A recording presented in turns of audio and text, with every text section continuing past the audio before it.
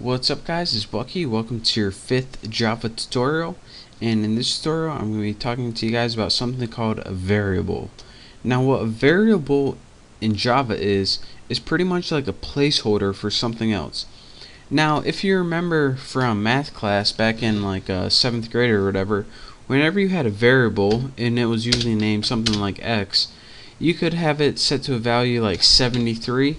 And then whenever you used x in a program or a calculation or something, x would take the value of 73.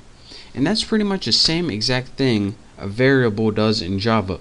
You assign something called a variable name to a value, then whenever you use the variable, people know that it's not really the variable, but it actually stands for that value. So let's go ahead and make one of these in Java.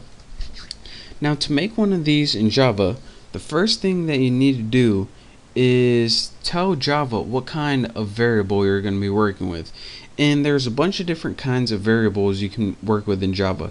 You can use integers like 3, you can use integers with decimal points like 3.14, you can use letters like S, you can use strings of characters like Bucky.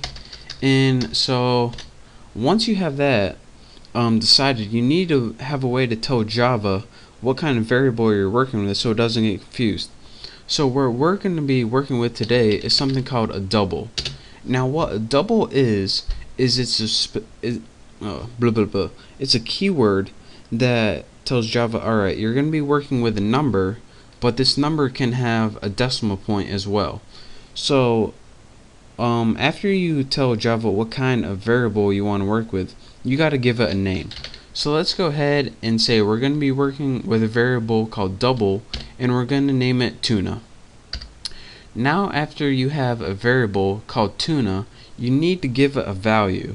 So go ahead and write tuna, which is the variable name, and then go ahead and press equals. Now what equals is here is something called the assignment operator, and what it does is assign a value to tuna. So what value are we going to assign to it? Let's go ahead and write 5.28, my favorite number, 5.28. So here's what we did so far. We told Java that we're going to be working with a variable called tuna, and that it's going to be a double, meaning that it has numbers on both the left and right hand side of the decimal point. Again, an integer is only a whole number like 8, 10, -4, and a double has a fraction like 5.28, 8.18. So again, we told that tuna is a double. It has a fraction. Next we said, alright, what's the value of tuna? Well, here's the name, here's the assignment operator, and here's the value. Tuna equals 5.28. Now we have a variable that has the value of 5.28 that we can throw into any Java program. So let's go ahead and do that. And how we do that is just like we did before, just print it out on the screen. So let's go ahead and write system, let me type it right, system.out.print. And in your parameters, instead of typing a string of text like this is a string, all we have to do is type the word or the name of the variable, such as tuna, and that would print tuna out on the screen. Don't believe me? Let me show you guys. Let's go ahead and run this, and as you can see down in our little run box, it has the variable 5.28. so that is how you write variables out on the screen using Java. And another cool thing that you can do with these variables is, in the last tutorial I showed you guys how to write strings of text on the screen. You can also combine these variables with strings of text. So let's say we want to write system.out.println, and get out of here, Hoss. And in our print line we're going to say I want, then go ahead and press space. Actually, this brings me to another point, which I will say right now. There's two different things, system out and print, and system out and print line. So let me show you guys what those do right now. System.out.println, and let's go ahead. So what's this saying right now?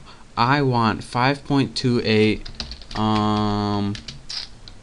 what do you want? 5.28 movies.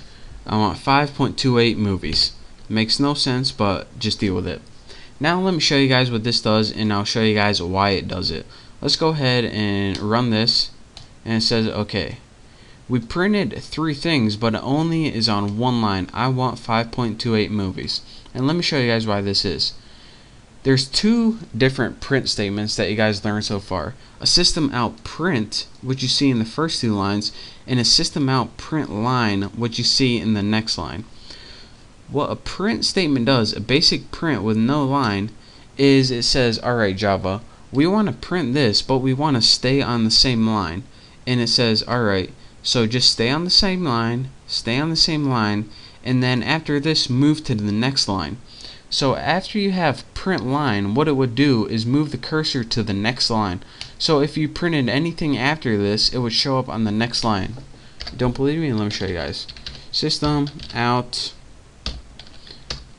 print, and we can even have a basic print statement right here. And let's have apples. Let me go ahead and run this, and as you can see, this one moved to the new line. So that's the difference between the print statement and the print line statement. Anytime you use a print statement, it stays on the same line that you're printing on, such as here. So this whole thing's on the entire line. As soon as you have a print line statement, what it does is when it gets to the end of printing it, it moves to a new line. So that's the difference between a print statement and a print line statement. And again, that's your quick tutorial on how to use variables. Again, this is called declaring a variable.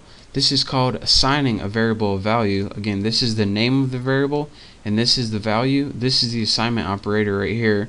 And anytime you want to use a variable to print out on your screen, just write system out print, and then write the name of the variable right there, and it'll print out on your screen. So again, that's your quick tutorial on variables and how to use variables in Java. So thank you guys for watching. Make sure to subscribe to my channel. Don't forget to check out my next tutorial. And again, thank you, and I'll see you next time.